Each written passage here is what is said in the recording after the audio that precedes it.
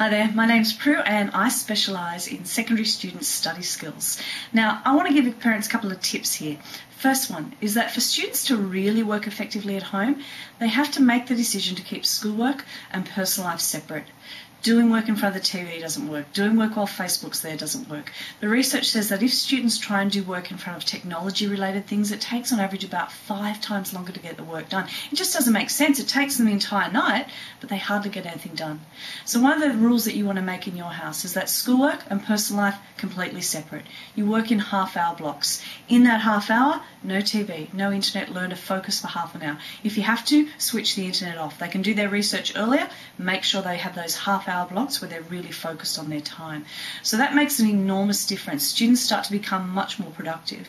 Now, how much time? Generally, we would say in the early years of high school, it's around about an hour up to an hour and a half per night, and that includes homework, assignments, preparing for tests, so it's everything. For students in the senior years, generally they would be around 2 up to 3 hours, some students possibly up to 4 hours a night. Depends how motivated they are, of course. Now, in terms of the distractions, that actually leads me into my second tip, which is I'm often asked, is it okay to listen to music while you're doing schoolwork? So let me tell you what the research says. Most music that students listen to has about 140 beats a minute. Now, this particular rhythm interferes with the process of creating a memory. This means if you have radio, CD, iPod on while you're studying, even though the students go, no, it doesn't affect me, I can't study in silence, the way the brain works, it'll actually take about 5 times longer to learn the information. There's only one type of music that helps. 60 beats a minute.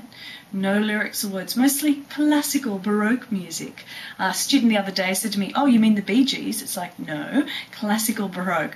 Now, if your student's not into classical music, here's the rule. It's a bit of a compromise, but it works well. If they're doing work that's not very difficult, they can have any music they like on. Makes them feel relaxed, makes them feel that time's going quicker. But anytime they need to study, concentrate, memorize, they have to switch the music off or else have that Baroque classical on, because they're finding that students who study with normal music on all the time, when they go into the exams, their performance is dropping. Now, I guess my last tip is a bit of a reality check. In the end, the parental options to be involved in student schoolwork are really quite limited in secondary school. The more you can establish a dialogue where you talk with your students about what's going on in their schoolwork, what's happening in their subjects, what's happening with their assignments, the better. But some students are very resistant to parental involvement. I guess the main thing you can do is make sure you're on top of knowing what's actually going on, so staying in contact with teachers, asking lots of questions at parent-teacher night about how much effort your students putting into their work, and really looking for opportunities where you can be involved in some way.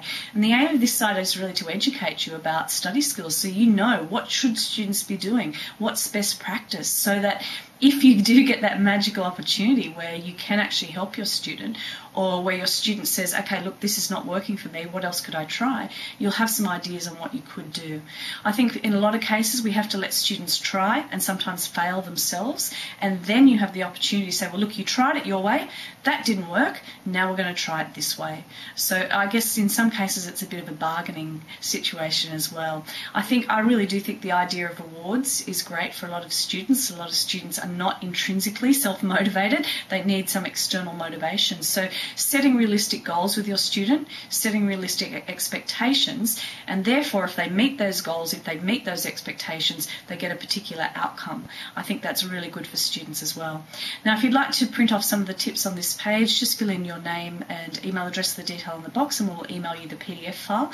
You'll also get a couple of tips, no more than twice a term, just to help you really think about things you might could be able to do to help your student try and achieve their personal academic best at school.